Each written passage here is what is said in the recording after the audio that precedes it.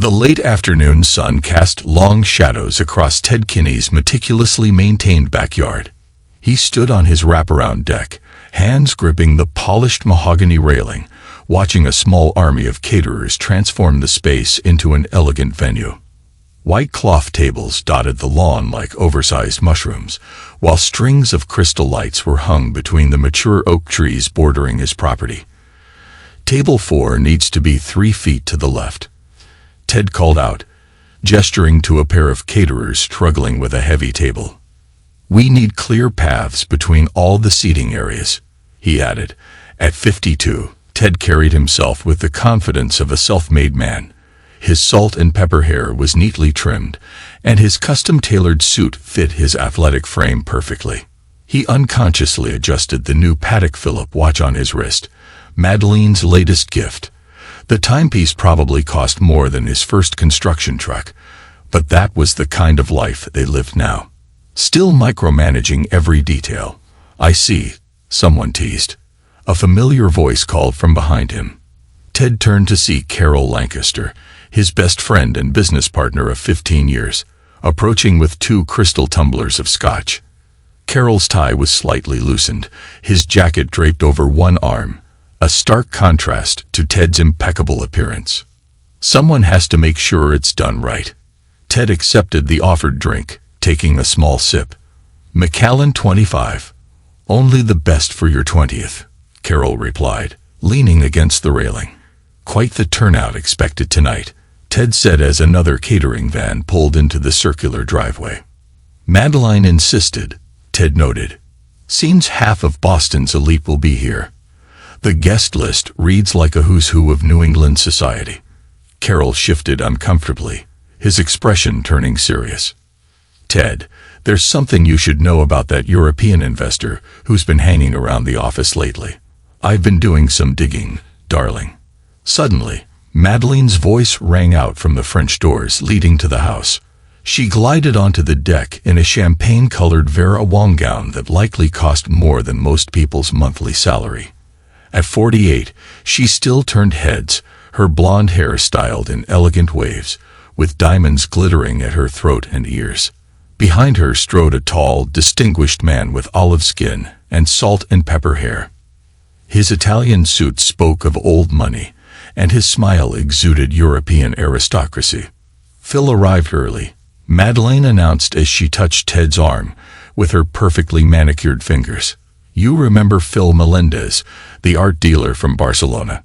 He's been very helpful with furnishing the new office building." Phil stepped forward, extending his hand. "Ted, wonderful to see you again. This property is magnificent." His accent was subtle yet unmistakable, adding sophistication to his words. Ted shook his hand, noting how familiar Phil seemed with his surroundings. "Glad you could make it, Phil. I trust your flight was comfortable. And of course, your lovely wife arranged everything perfectly." Phil's eyes lingered on Madeleine a fraction too long. "She has impeccable taste." Before Ted could respond, excited voices called from the lawn. Uncle Phil, Lance and Jeannie, the twins, bounded up the deck stairs. At 16, they were the perfect blend of their parents. Lance had his father's build and his mother's fair coloring. Jeannie resembled a younger version of Madeleine with what Ted had assumed were his own dark eyes. "Ah, Ms. Ninos," Phil exclaimed, lighting up as he embraced the teenagers. "You've grown so much since Christmas." Ted frowned slightly. Had Phil been at their Christmas celebration? He couldn't recall, busy with the Morrison project deadline. "Did you bring us anything from Barcelona?" Jeannie asked, her eyes sparkling with excitement. Phil laughed, reaching into his jacket. "Would I ever forget?" He produced 2 small wrapped packages. "But these are for later, yes." Carol cleared his throat. "Ted, about what I was saying."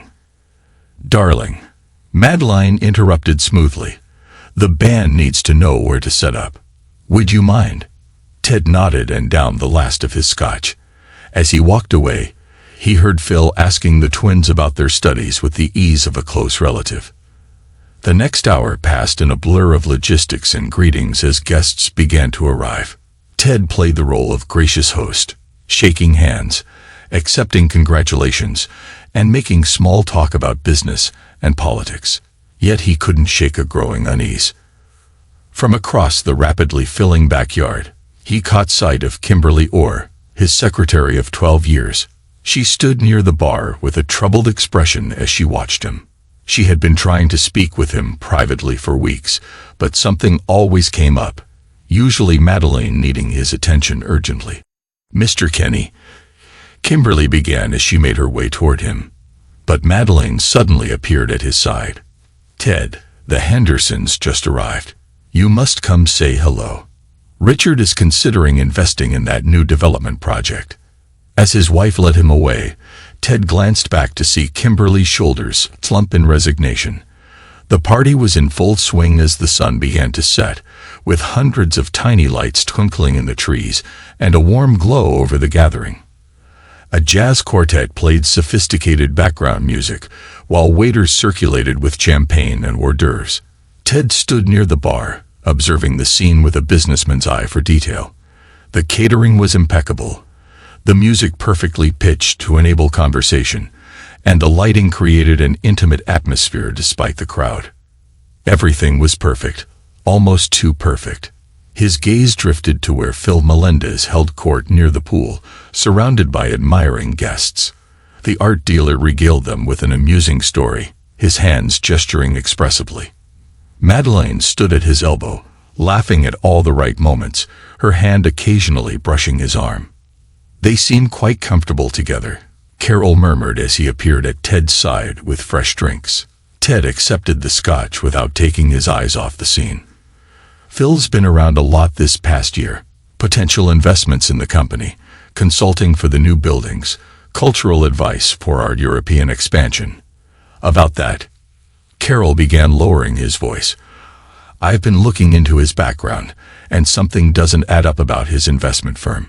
"Dad," Lance's voice cut through their conversation as he approached with a group of his friends. "Uncle Phil was just telling us about his villa in Barcelona. He says we should come stay for the summer." Ted's brow furrowed. "Uncle Phil." Lance's expression flickered before he recovered. "Oh, you know, that's just what we call him. He's around so much, it feels natural." "How long has he been around so much?" Ted asked carefully. Lance shifted uncomfortably. Is it okay if we use the pool house to change? Some of us want to swim." Before Ted could respond, Phil appeared behind Lance, resting a familiar hand on the boy's shoulder. "Perhaps swimming isn't the best idea, Mio. The night air is getting chilly, and we wouldn't want you catching cold before your big tennis match tomorrow." Ted stared at Phil. How did he know about Lance's tennis schedule? "Uncle Phil's right," Lance agreed easily. "Come on, guys, let's grab some food instead." As the teenagers moved away, Phil gave Ted a practiced smile. "Wonderful boys you have, Ted. They remind me so much of myself at that age. The same spirit, the same fire in their eyes." Ted forced himself to return the smile, even as something cold settled in his stomach. "They're good kids, take after their mother mostly." Phil's eyes drifted to where Madeleine was chatting with guests. "Madeleine is exceptional. You're a lucky man, Ted." Before Ted could respond, Kimberly approached again, clutching her phone. "Mr. Kenny, I'm sorry to interrupt, but there's something urgent I need to discuss." "Ted," Madeleine's voice cut through like a knife. "The Blake lines want to discuss that charity gala they're planning. Come, darling, you simply must hear their ideas." As Ted was led away once again, he noticed Phil and Kimberly exchange a look, his confident, hers filled with frustrated concern. The night wore on, and Ted found himself watching his family with new eyes. He noticed Jeannie gravitating toward Phil, showing him her recent school photos on her phone. The art dealer's comments suggested he knew details of her life, her horseback riding lessons, struggles with calculus, and dreams of studying in Europe. "Photo time," Madeleine called out, gathering the family near the garden trellis. "Phil, dear, would you mind taking it?" A guest offered. "I can take it so Phil can be in the photo too." Ted watched as his family arranged themselves, with Phil somehow ending up between the twins, his arms around their shoulders as naturally as if he belonged there. The flash went off, capturing a moment that felt increasingly surreal. "Oh, that's lovely." Madeline gushed as she reviewed the photo. "Phil, you must send this to Isabel. She'll love seeing how much the twins have grown." "Isabel?" Ted asked. "My sister in Barcelona," Phil explained smoothly. "She's quite fond of your family." Ted's mind raced. When had his family met Phil's sister? How had he missed these connections forming right under his nose? From across the garden, he caught sight of Carol deep in conversation with Kimberly, both throwing concerned glances his way. Whatever they were trying to tell him, he had a sinking feeling it was too late. As the party began to wind down, Ted sought solitude in his garden. This space had been Madeline's project when they first bought the house, but she had lost interest once it was completed, leaving the maintenance to the gardeners. Now it served as a quiet retreat from the dwindling celebration. He walked along the winding path, past carefully tended roses and ornamental shrubs, until he reached the Victorian-style trellis arch covered in climbing vines. The structure marked the entrance to a small meditation area, complete with a stone bench and a quietly burbling fountain. Voices drifted from the other side of the trellis, partially obscured by the sound of water. Ted recognized his children's voices and started to step forward to greet them, but something in their tone made him pause. "Dad's so foolish," Lance's voice carried clearly through the evening air, followed by a laugh that made Ted's blood run cold. It wasn't a typical teenage dismissal of a parent. There was genuine contempt in his son's tone. "I know, right?" Jeannie joined in. "He doesn't know you're our real father." Ted's hand gripped the trellis, his knuckles turning white. The world tilted on its axis as a third voice joined the conversation. Now, Ms. Ninos," Phil said with a thicker accent in that unguarded moment. "We must be patient. Everything is arranged." "But it's been forever," Jeannie muttered. "Mom says once the inheritance comes through, we'll all move to your house in Europe. She's already packed most of her jewelry." "Your mother is enthusiastic," Phil chuckled. "But these things take time. The accounts must mature and the paperwork be perfect."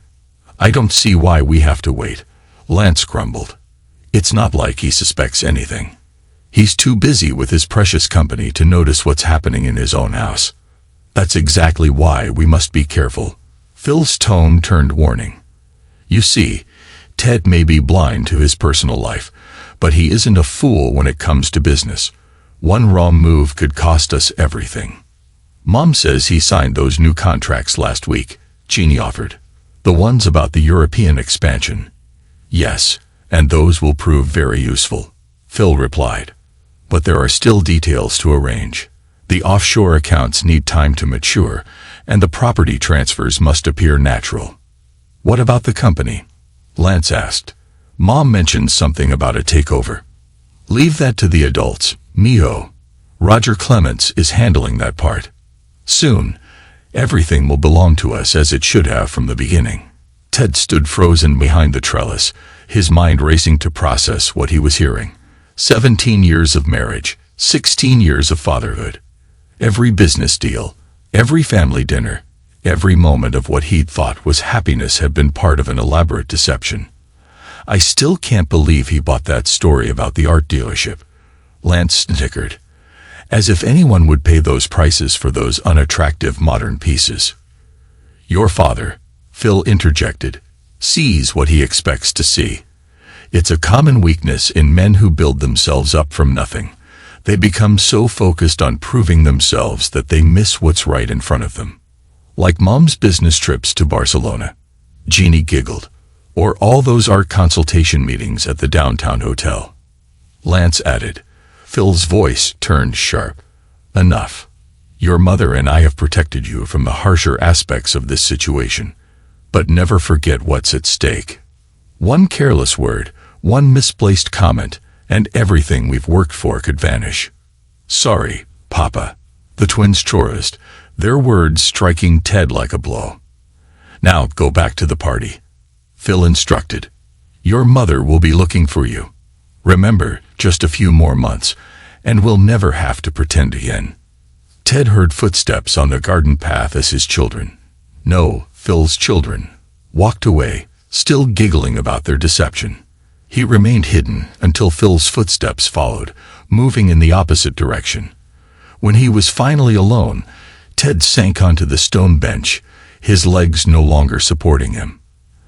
The fountain bubbled cheerfully beside him, its sound almost mocking the destruction of his world. Everything made sense now. The interrupted conversations with Carol and Kimberly, Madeline's sudden interest in the European expansion projects, and the twins' growing distance from him. He pulled out his phone and looked at the family photo taken earlier that evening. They were all smiling at the camera, a perfect family portrait. Now he saw what he had been missing. The way Madeline leaned slightly toward Phil, the natural way the twins fit under his arms, and the subtle signs of conspiracy in their expressions. A message notification popped up on his screen. Kimberly was trying one last time to warn him. Below it was an email from Roger Clements, his supposed colleague, probably containing another piece of the trap they were laying for him. Ted stood slowly, slipping his phone back into his pocket. The garden path stretched before him, leading back to the party where his wife, his children, and the man who had stolen them continued their roles in this elaborate charade. The quiet rage building inside him was tempered by years of business experience. He'd built his empire from nothing once before, and he could do it again. But this time, he would make sure those who betrayed him lost everything in the process. As he emerged from the garden, Ted's face betrayed nothing of his inner turmoil. He joined a group of guests, laughing at their jokes and discussing business prospects as if his entire world had not just crumbled around him. After all, he had learned something valuable tonight. Sometimes the perfect lie isn't the one you tell others, but the one you tell yourself. Across the yard, he caught Carol's eye and gave a slight nod. Whatever his friend and Kimberly had been trying to tell them, he already knew the worst of it. Now it was time to plan his counter-move, and Ted Kinney hadn't become successful by playing defense. The party continued around him with crystal glasses clinking, music playing, and conversations flowing. On the surface, nothing had changed. Beneath the perfect facade, the first cracks had appeared. Ted knew that when the breaking finally came, it would shatter everything in its path. The morning after his 20th wedding anniversary party, Ted Kinney sat in his home office staring at the family portrait on his desk. The first rays of sunrise filtered through the windows, casting long shadows across the room. He hadn't slept. How could he, after what he'd discovered? The sound of Madeline's soft breathing drifted from their bedroom down the hall. She had no idea he'd spent the night reviewing old photos, financial statements, and correspondence, all seen now with new eyes. His phone buzzed. "Carol, I'm coming over," his friend said without preamble, "and I'm bringing someone you need to meet." 30 minutes later, Carol arrived with a man who looked more like an accountant than a private investigator. Of average height and build with unremarkable features, he was the kind of person your eyes would pass over in a crowd. "Ted Kinney, meet Darren Brown," Carol introduced in Ted's study. "He's the best in the business at uncovering things people want to keep hidden." Darren placed his briefcase on Ted's desk. "Mr. Lancaster has filled me in on the situation. Before we proceed, I need to know, are you absolutely certain you want to know everything? Some truths can never be unknown once revealed." Ted's laugh was hollow. "I heard my children call another man Popo last night. I think we're past protecting my feelings." "Fair enough." Darren opened his briefcase. "I've already done preliminary research based on Mr. Lancaster's concerns. Your wife's travel patterns over the past 17 years show regular trips to Barcelona, often coinciding with school holidays or business conferences you couldn't attend." 17 years, Ted muttered. "The twins are 16. "Yes," Darren nodded. "And there's more. Your children's last physical examination included routine blood work. With the right access, those samples could be repurposed for DNA testing." Carol leaned forward. "Is that legal?" Darren replied, "Let's say it falls into a gray area. The question is, do you want to know?" Ted stood and walked to his window. Below, he saw the remains of last night's party being cleared away. A catering truck pulling out of the driveway and gardeners collecting the strings of lights from the trees. "Do it," he said without turning around. "I want proof of everything. The affairs, the business dealings, all of it. Leave no stone unturned." Darren cautioned, "It will take time. And it won't be cheap." "Money is no object," Ted replied. "But time might be based on what I overheard last night. They're planning something big." "I'll need access to your home and office computers," Darren said, pulling out a small device. "This will mirror their hard drives without leaving a trace, and I'll need your authorization to place surveillance." A knock at the study door interrupted him. "Come in," Ted called, keeping his voice casual.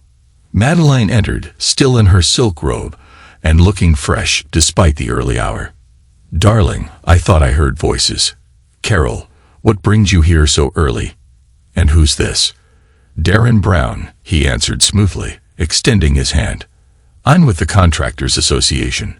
We were just discussing the new European development project." Madeline's practiced smile was perfect. "Would anyone like coffee? I can have Rosa bring some up." "No need," Carol said as he stood. "We were just leaving."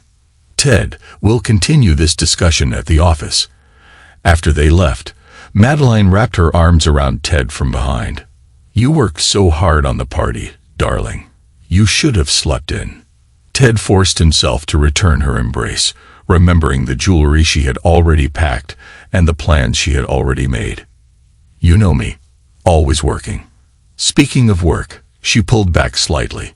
"Phil mentioned he might stop by the office today. Something about those investment papers." "Did he?" Ted kept his voice neutral. "I'll make sure Kimberly knows to expect him." "Oh, don't bother Kimberly with it. I can handle all the arrangements." "Of course you can," Ted thought. The next few weeks passed in a blur of secret meetings and revelations. Darren's reports arrived daily, each one worse than the last. Email exchanges between Madeline and Phil spanned nearly 2 decades. Offshore account transfers were disguised as art purchases, and meeting records with Roger Clements, Ted's biggest competitor, outlined plans for a hostile takeover. The DNA results arrived on a Tuesday morning. Ted stared at the numbers and charts that proved what he already knew in his heart. The twins were not his children. While reviewing the latest documents in his office, Kimberly finally managed to corner him alone. She closed the door behind her, her usual professional demeanor cracking with urgency. "Mr. Kinney, I've been trying to tell you. Mrs. Kinney has been copying company documents. She's been meeting with Roger Clements from our rival firm." Ted looked up at his loyal secretary. "How many times have you tried to warn me? How many signals have I missed?" "I know, Kimberly," he said grimly, handing her one of Darren's reports. "They're planning to strip the company assets, transfer everything to offshore accounts, and leave me with nothing but debt and federal investigations," Kimberly whispered, scanning the documents. "Those scoundrels," she murmured.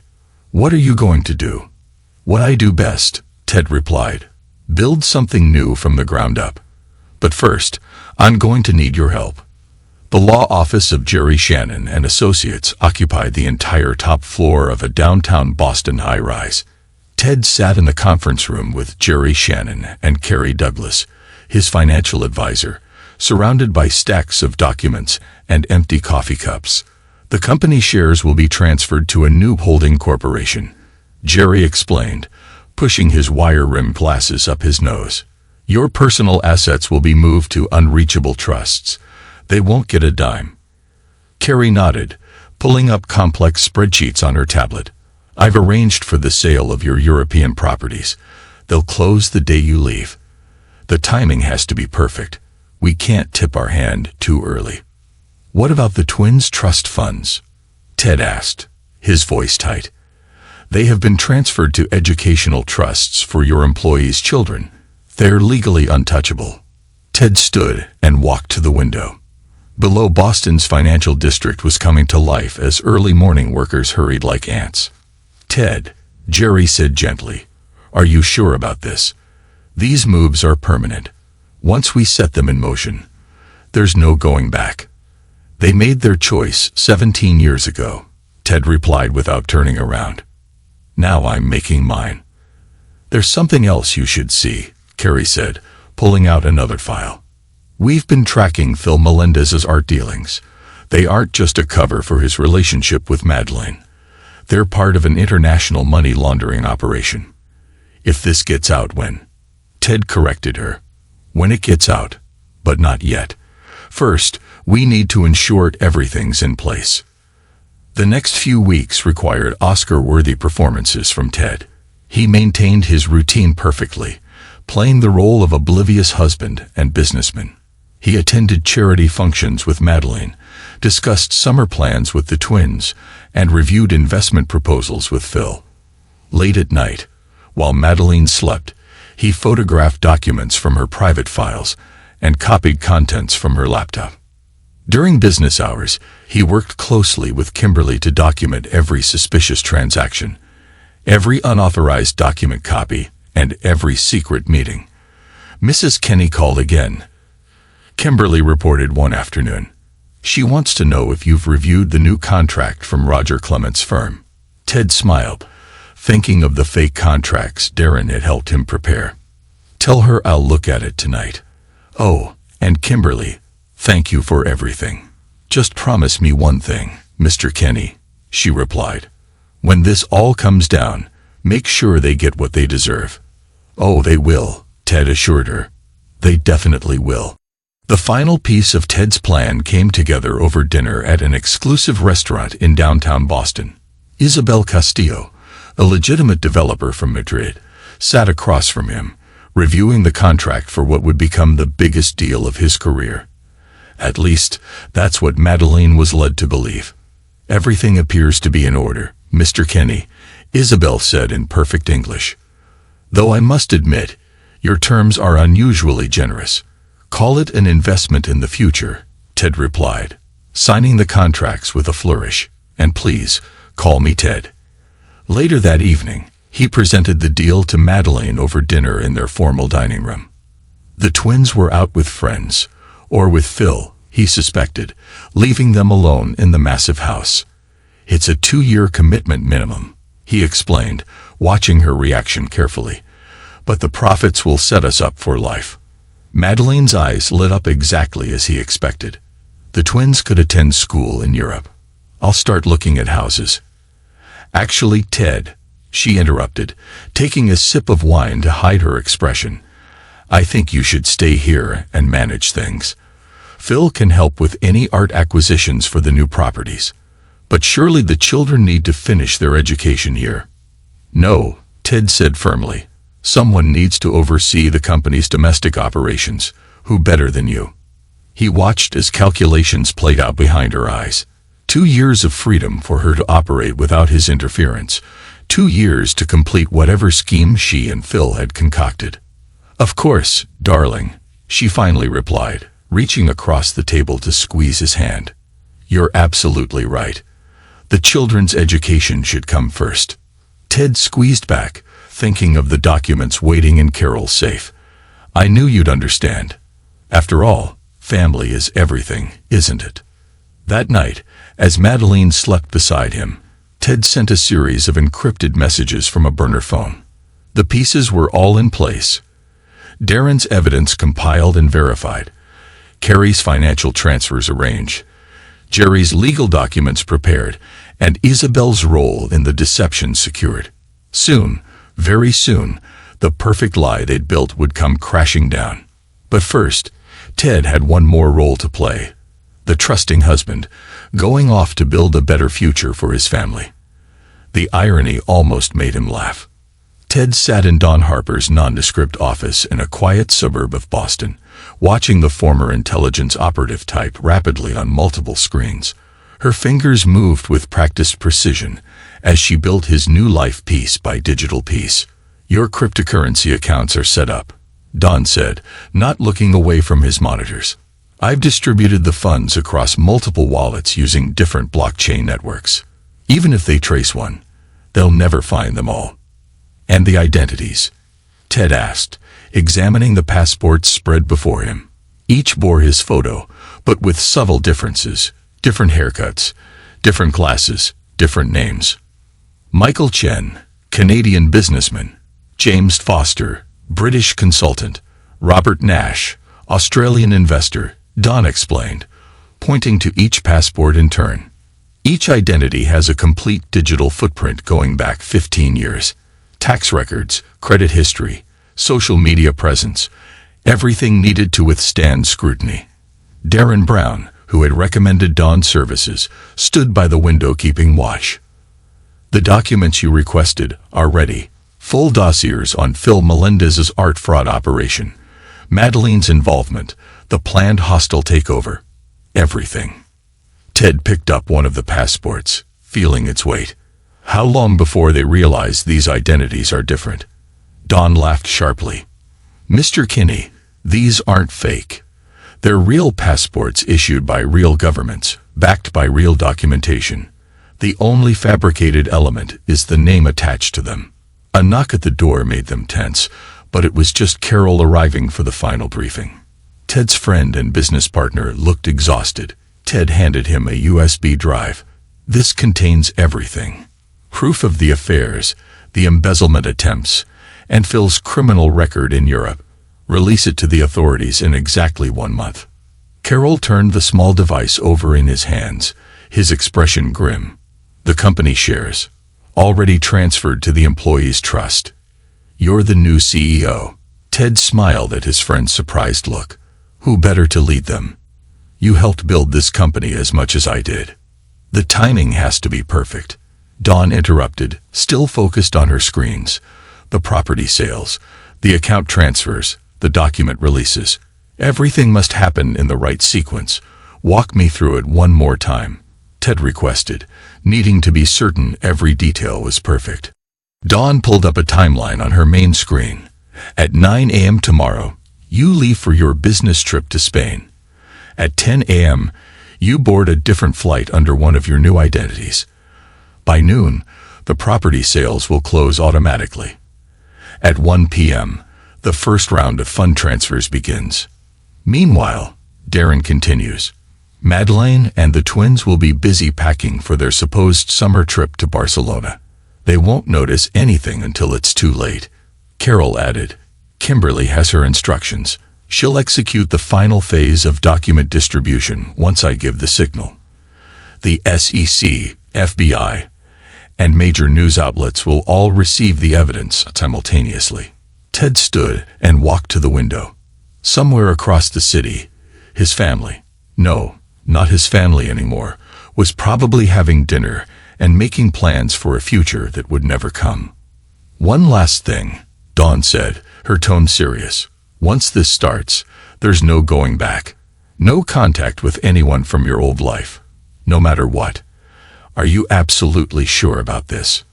Ted thought about the twins calling Phil Papa over Madeleine's years of lies and the planned betrayal that would leave him penniless and alone. I'm sure, he said quietly. They made their choice a long time ago. Now I'm making mine.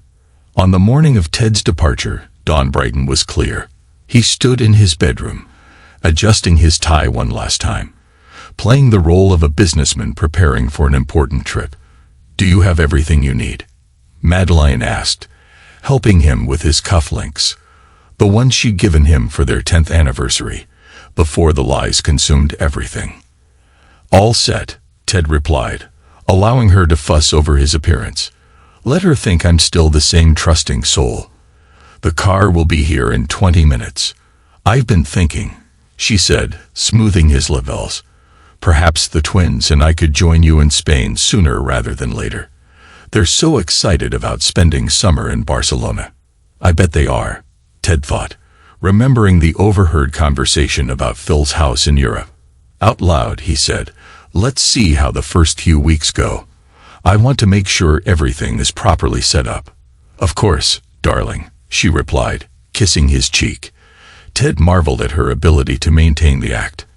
I'll have the twins come say goodbye before you leave. Lance and Jeannie appeared as Ted was checking his briefcase one last time. They performed their expected roles perfectly, dutifully saying goodbye to their father. Bring us something from Spain, Dad, Jeannie said, hugging him quickly. Yeah, and take lots of pictures, Lance added, barely looking up from his phone.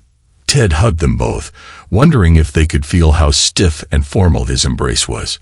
Be good for your mother, he said, the words tasting like ash in his mouth.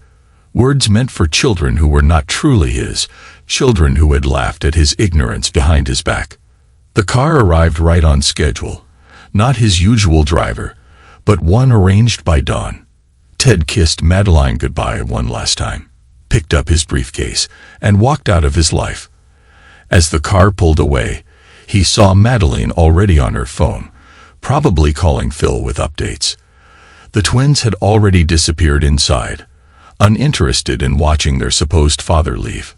The car didn't head to Logan International as expected. Instead, it took a series of carefully planned detours, eventually arriving at a private airfield where a different plane waited. Ted Kinney boarded a flight to Madrid. Michael Chun boarded a flight to Bangkok. Back in Boston, Madeline was already helping the twins pack for their summer in Barcelona. She hummed happily as she sorted through her jewelry, deciding what to take, unaware that her carefully planned future was dissolving with each passing hour. In her office at Kenny Construction, Kimberly Orr sat at her computer, waiting for Carol's signal. Multiple emails were drafted, each containing carefully selected documents and evidence. The recipients included the SEC, FBI, and major news outlets. Her finger hovered over the send button, ready to execute the final phase of Ted's plan. 1 month later, Madeline Kinney's morning routine was interrupted by a loud pounding on the front door. She opened it to find federal agents with search warrants, and her world began to crumble. The morning paper lay on her designer coffee table, its headlines screaming in bold type. Construction magnate's empire reveals massive fraud scheme. Below, smaller headlines added to the devastation. Art dealer's money laundering operation exposed and corporate espionage plot uncovered. Lance stormed into the living room, waving his phone. Mom, my tuition payment bounced. The school says I can't come back next semester. Before Madeline could respond, Jeannie rushed in from the garden. My writing instructor just called. All my competition entries have been canceled. She says our checks were rejected. Madeline's phone buzzed constantly with notifications. Their assets were frozen. The houses had been sold weeks ago. The company had been transferred to employee ownership. This is impossible, she whispered, trying to access their accounts. Every password had been changed.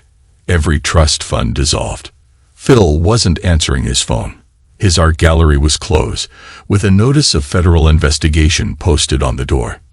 His house in Barcelona, the one they'd planned to escape to, had been seized by European authorities. The twins sat shell-shocked on the designer couch that probably wouldn't be theirs much longer. Their dreams of European luxury evaporated like morning mist. No more private school, no more equestrian competitions, no more pretending to be part of Boston's elite. How could he do this to us? Lance demanded, his arrogance crumbling in the face of reality. Do this to us? Jeannie's laugh was hysterical. We're the ones who betrayed him. We're the ones who... She trailed off as federal agents began cataloging the home's contents. Madeline sank into her favorite armchair, the same one where she'd sat plotting with Phil for years. The newspaper articles painted a damning picture. Decades of fraud, money laundering through fake art sales, corporate espionage, and a planned hostile takeover. Every secret exposed, every lie revealed. Meanwhile, on a sunny beach in Thailand, Ted, now living as Michael Chen, sipped a cocktail and read the news on his tablet. His old life had burned to ashes, but from them he built something new. Freedom. His phone, a secure line known only to Carol, buzzed with a message. He opened it to find a series of news articles. Boston socialite, international art dealer indicted for fraud. Paternity questions emerge at private school. Attached was a photo taken by one of Carol's contacts. Madeline being led into a federal building for questioning, her designer clothes in perfect makeup, unable to hide her devastation. Behind her, Phil was being escorted in handcuffs, his sophisticated facade shattered. The twins, their parentage now public knowledge, faced their own crisis. Their friends had turned on them. Their social media accounts were flooded with mockery and disdain. The very society circles they'd hoped to dominate now shunned them completely. Ted closed his tablet and walked along the shore, watching the sunset paint the sky in brilliant colors. The warm sand between his toes felt nothing like the manicured lawns of his Boston estate. The sound of waves replaced the noise of corporate boardrooms. A message from Dawn confirmed that his new identities remained secure and his cryptocurrency fortune untraceable. She'd kept her word. He'd vanished completely, leaving behind a perfectly executed plan that dismantled the lies his life had been built on. Carol's final update was brief. It's done. They'll never recover from this. Ted typed back simply, "Good." He slipped the phone back into his pocket and continued his walk along the beach. Sometimes the best revenge wasn't about violence or confrontation. It was simply about living well and letting karma handle the rest. The sun dipped below the horizon, taking with it the last remnants of Ted Kinney's old life. Tomorrow would bring a new day, a new identity, a new beginning. But for now, he simply walked along the shore, finally at peace with the knowledge that justice, in its own way, had been served. Epilogue. 5 years later, the Federal Correctional Institution in Danbury, Connecticut, was a far cry from the luxury Madeline Kinney once knew. Her designer clothes had been replaced by prison orange, her spa treatments by strictly scheduled yard time. After 5 years, she still hadn't adjusted to the harsh fluorescent lighting that accentuated her premature wrinkles. "Visitor for you, Kinney," the guard announced, leading her to the visiting area. Jeannie sat at one of the metal tables, looking nothing like the privileged teenager she once was. At 21, she wore simple discount store clothes, her once perfect hair pulled back in a practical ponytail. No more equestrian competitions or designer outfits. She worked as a receptionist at a local veterinary clinic while attending community college at night. "Hi, Mom," she said quietly, no longer the entitled child who had mocked the man she'd called father. "Darling." Madeline reached for her daughter's hands, but Jeannie kept them in her lap. "How's your brother? Is he still working construction in Nevada?" "He is. Entry-level stuff. Ironic, isn't it? He finally ended up in the family business, just not as we planned." Lance had taken the fall harder than his sister. His dreams of attending an elite university had evaporated along with their trust funds. The boy who once sneered at manual labor now spent his days doing exactly that, learning the trade from the ground up, just as Ted once had. "And your father?" Madeline asked hesitantly. "Which one?" Jeannie's laugh was bitter. "Ted. Nobody's heard from him in 5 years. He's gone, probably living his best life somewhere while we deal with this mess." "Or do you mean Phil? He still has 12 years left in federal prison. Last I heard, the international money laundering charges really did him in." Phil Melendez, the sophisticated art dealer from Barcelona, now resided in a maximum security facility. His international art fraud scheme had attracted attention from multiple governments. The man who had plotted to steal another's fortune had lost everything: his freedom, his reputation, and even his family. "Have you spoken to Carol lately?" Madeline asked, trying to change the subject. "Why would he speak to me? He's busy running the company. Successfully, I might add. They just opened their 5th international office." Jeannie's expression hardened. The employees' trust turned out to be the best thing for them. The stock value has tripled. Kimberly Orr was promoted to Chief Operations Officer, her loyalty and integrity rewarded. She implemented new transparency policies that made the company stronger than ever. The boardroom where you once plotted corporate espionage now hosts employee profit-sharing meetings. "I saw the Hendersons at the grocery store last week," Jeannie continued. "Remember them? They used to be at all your charity events.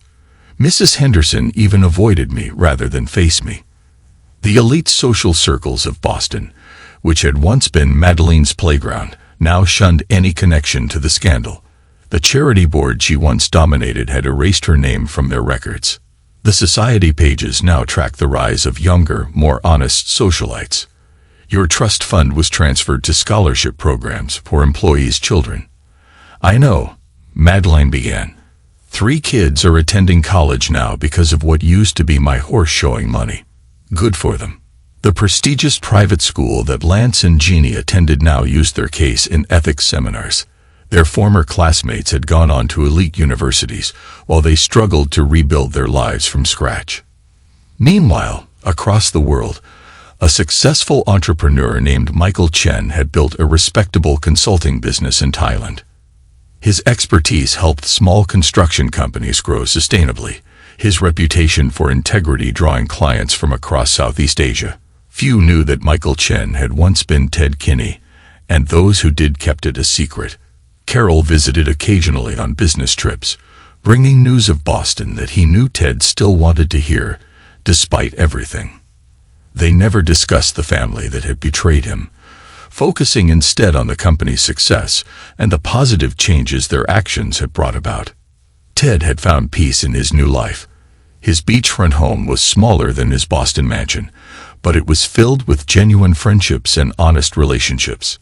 He had even started dating again, a local businesswoman who appreciated him for who he was, not what he owned. Don Harper had done his job well. Despite extensive investigations, no one ever tracked down Ted Kinney or his fortune. The cryptocurrency wallet remained secure, its contents funding charitable works through untraceable donations. Ted found that helping others anonymously brought more satisfaction than his previous displays of wealth. Darren Brown still worked as a private investigator in Boston, his role in Ted's disappearance known to very few. He had gained a reputation for exposing corporate fraud, his experience with the Kinney case making him particularly effective. Occasionally, he received an anonymous tip that helped crack a case. The email was untraceable, but the writing style was oddly familiar. Back in the prison visiting room, Madeline watched her daughter stand to leave. "Will you come again next month?" "I don't know, Mom. Between work and school, we'll see." Jeannie paused. "Lance asked me to tell you. He's using Dad's name now. Ted's name, as a reminder to be a better person." After Jeannie left, Madeline returned to her cell past the common room, where a television played the local news. A story about Kinney Construction's latest charitable initiative caught her attention, a program providing construction training to underprivileged youth. She watched Carol Lancaster present the project, standing confidently where she once expected Phil to stand. That night, in her narrow prison bed, Madeline dreamed of her old life. The parties, the plotting, the perfect lies. She woke to the reality of concrete walls and strict schedules. Another day of consequences stretching before her. On the other side of the world, Ted sat in his beach house office, reviewing reports from his consulting business. A framed photo on his desk showed him with a group of local builders whose businesses he'd helped develop. Their success had become his redemption, washing away the bitterness of his past. His phone buzzed. A message from Carol. "Lance is doing well in Nevada, working hard, and learning the trade. He asks about you sometimes, through the proper channels. Should I tell him anything?" Ted stared at the message for a long time before replying. "Tell him that hard work and honesty build stronger foundations than quick schemes and lies. He'll understand eventually." The sun was setting over the ocean, painting the sky in colors no artist, certainly not Phil, could capture. Ted stepped onto his balcony, breathing in the salt air. His tablet showed news from Boston. Another charity initiative from his old company, another success story from the employees' trust, a small piece of good growing from the ashes of betrayal. 5 years had changed everything, and nothing. The perfect lie had been exposed, its architects punished, its victims either redeemed or condemned by their own choices. Ted had lost a false family, but he had gained a true purpose. His revenge was complete, not in their downfall, but in his own resurrection. As darkness settled over the beach, Ted raised a glass to the horizon and whispered to Karma. The great equalizer in prison cells, construction sites, veterinary clinics, corner offices in Boston society gatherings, and Thailand's business meetings. The ripples of one man's response to betrayal continued to spread. Some called it revenge, others justice. But Ted knew the truth. Sometimes the best revenge is simply living well and letting time reveal the consequences of each person's choices. The perfect lie had crumbled, but from its ruins various truths had emerged, some bitter, some sweet, all transformative. In the end, everyone received exactly what they had earned, no more, no less, and perhaps that was the greatest justice of all.